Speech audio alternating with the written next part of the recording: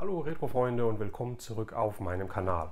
Heute möchte ich euch etwas ganz Besonderes vorstellen, denn ich habe Original-Filmrequisiten erhalten aus Filmen der 80er. Was es damit auf sich hat, das seht ihr jetzt in diesem Video. Also viel Spaß!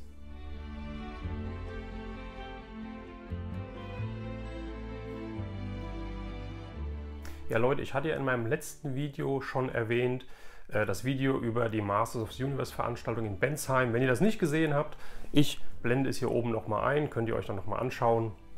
Da habe ich ja den Martin Refour getroffen und der Martin hat ja die größte Masters of the Universe Realfilmsammlung, Props, Sachen, Produkte, die in dem Film vorgekommen sind. Er hat wirklich die Sachen zu Hause. Er ist ein großer Sammler, ein großer Filmsammler, aber auch Masters of the Universe Fan.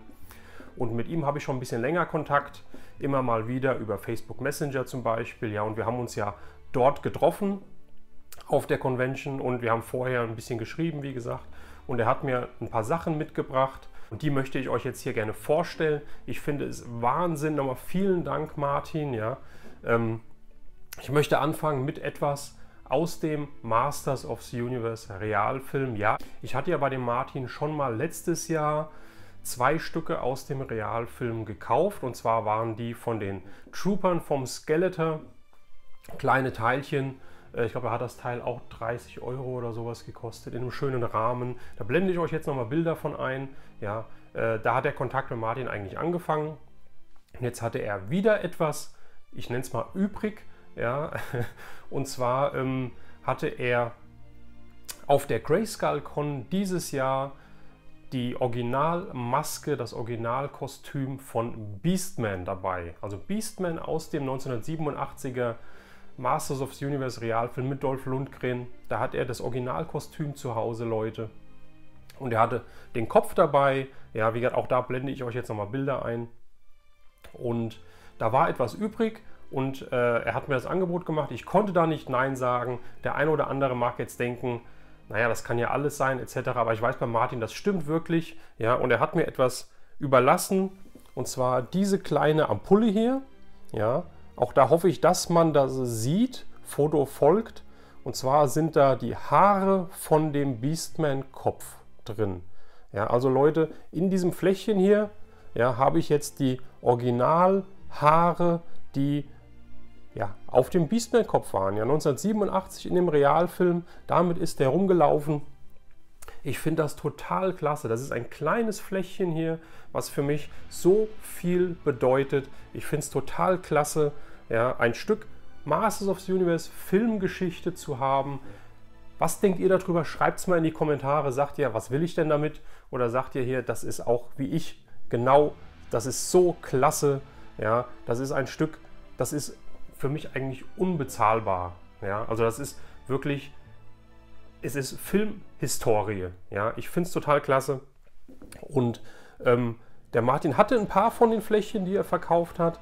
Wenn ihr da Interesse dran habt, schreibt den Martin doch mal an auf Facebook. Er ist über Facebook erreichbar. Ja, wenn ihr nicht finden solltet, schreibt mich gerne an. Ja, ich vermittle dann auch gerne. Ich bin mir nicht sicher, ob er noch was hat, aber Leute, wenn ihr Masters of the Universe Fan seid, wenn ihr Fan von Filmen seid, speziell aus den 80ern und so weiter, lasst euch das nicht entgehen. Ja, und das war noch nicht alles. Ja, wir haben so ein bisschen, wie gesagt, im Vorfeld hin und her geschrieben gehabt und was soll ich sagen, ich habe noch etwas von ihm bekommen. Martin, nochmal vielen lieben Dank. Das ist etwas, was ich mindestens, wenn nicht sogar noch höher einschätze, und das sage ich als Masters of the Universe Fan, als die Haare von Beastman. Ja, ich halte es jetzt mal in die Kamera, Leute. Es ist sehr fragil, sehr gebrechlich, aber ich finde es, das ist einfach Wahnsinn. Leute, was ist das hier? Seht ihr das? Seht ihr das Schimmern? Ja, hier hinten ist noch so ein bisschen, hier hinten sieht man noch so ein bisschen Kleber. Ich versuche das halt schön einzufangen für euch hier. Ja, sieht aus wie ein Wassertropfen, wie ein Regentropfen. Nein, ist es nicht. Es ist ganz dünnes, ja, Kunststoff, Plastik beschichtet mit so einem schimmernden Glitzer hier oben drauf. Ja, und jetzt blende ich euch mal ein Bild ein, damit ihr seht, von was, von wem und von welchem Film das ist. Hier kommt das Bild. und es ist eine Schuppe von Fuchur aus dem Original Die unendliche Geschichte Film. Leute, was sagt ihr dazu? Das ist so Wahnsinn. Ich habe hier wirklich eine Schuppe von Fuchur in der Hand, der wirklich in der Produktion war. Also die ist in dem Film zu sehen. Ja, ich finde es einfach Wahnsinn. Martin, ich weiß gar nicht, wie ich dir danken soll. Das ist Wahnsinn und ich glaube, ich habe ein neues Sammelgebiet für mich entdeckt. Filmprops, Film-Originalrequisiten. Ja, wie gesagt, das sind nur kleine Teile hier.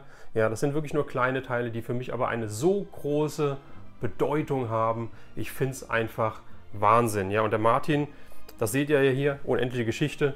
Der Martin hat nicht nur Masters of the Universe Props zu Hause oder sammelt die. Der hat auch ganz viele andere Sachen von ganz vielen anderen Filmen wie Starship Troopers und vielem, vielem weiteren.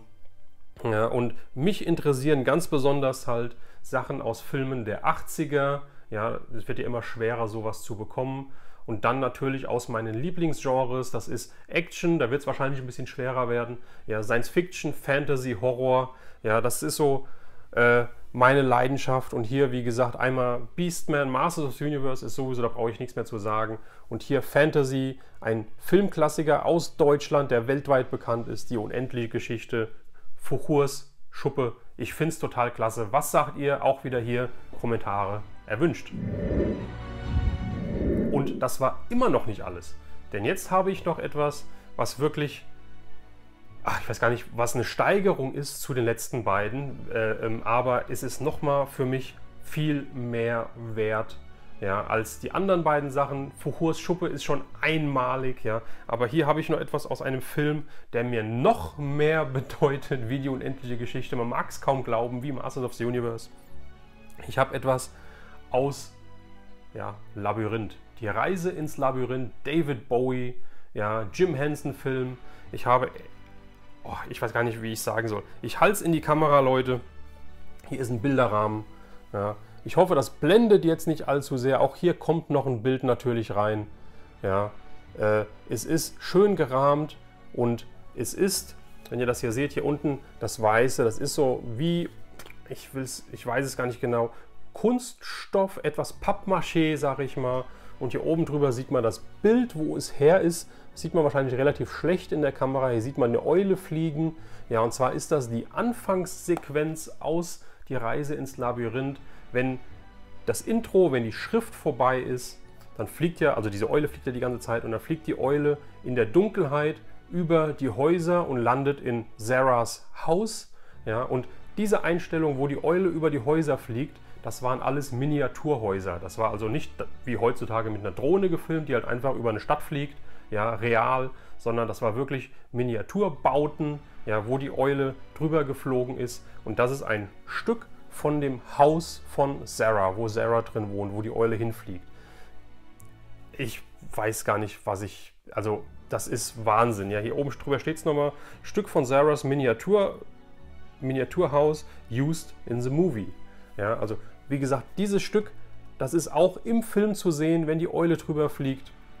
Ich weiß gar nicht, was ich sagen soll. Hier gibt es noch ein Echtzeitzertifikat ist noch dabei, weil das Ganze ist ja schön gerahmt und schön ausgearbeitet. Ja.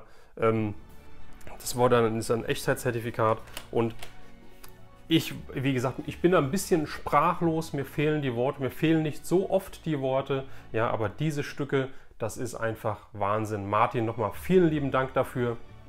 Und weil wir gerade dabei sind, habe ich noch ein Stück, was ich auf eBay ersteigert habe. Also diesmal nicht von Martin, sondern ich habe hier noch, auch weil ich fand es passend und es kam gerade die Tage, von Labyrinth, auch nochmal von dem Filmkurier. Das ist eine österreichische Filmprogrammzeitschrift. Ich weiß gar nicht, ob es das noch gibt. Das sind so Flyer. Hier steht drauf, es ist von Dezember 86, neues Filmprogramm, österreichische Schilling 3 D-Mark 50 Pfennig. Ja, und das waren immer so Heftchen mit so einer Innenseite, ja, wo halt der Film nochmal kurz beschrieben ist, Filmverleih und so weiter. Und dann die Rückseite hier. Ja, das Ding ist von 1986 rausgekommen, wie der Film in die Kinos kam. Ich finde es total klasse. Das konnte ich mir nicht entgehen lassen. Auch das hier, das habe ich von eBay, das hat mich mit Versand, glaube ich, 5 € gekostet. Es ist neuwertig, ja, es ist keine Knicke, nichts dran, ja, also Wahnsinn, auch ein Stück Filmgeschichte für mich. Ganz besonders hervorheben möchte ich aber nochmal den Martin mit seinen Filmrequisiten, mit seinen Original-Props aus den Filmen. Wahnsinn. Auch hier wieder Labyrinth.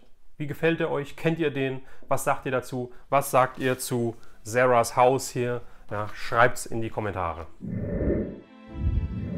Ja Leute, das war mein kleiner Einblick in die Filmprops, die ich bekommen habe. Seid gewiss, ich muss es so sagen, es werden noch mehr kommen. Ich bin so angefixt, ja. Ich finde es so krass, ja, ein Stück Filmgeschichte zu Hause zu haben, besonders natürlich zu Filmen, mit denen man oder zu denen man eine Verbindung hat. Ja. Wie steht ihr zu dem ganzen Kram? Ja, wie steht ihr zu dem Sammeln generell von solchen Sachen? Ist das was für euch oder sagt ihr, ich gucke mir den Film lieber an, aber was da drin vorkommt, das soll auch da drin bleiben? Ja, wie immer, schreibt es in die Kommentare, lasst es mich wissen. Ansonsten, ich danke euch fürs Zuschauen. Wenn euch das Video gefallen hat, natürlich gerne einen Daumen nach oben. Wenn ihr noch kein Abonnent seid, gerne mehr Videos von mir sehen möchtet, dann abonniert doch meinen Kanal, klickt auf das Glöckchen und verpasst somit kein Video mehr von mir. In diesem Sinne, Leute, ich wünsche euch einen tollen Tag, macht's gut, wir sehen uns beim nächsten Video, euer Retro Rauner.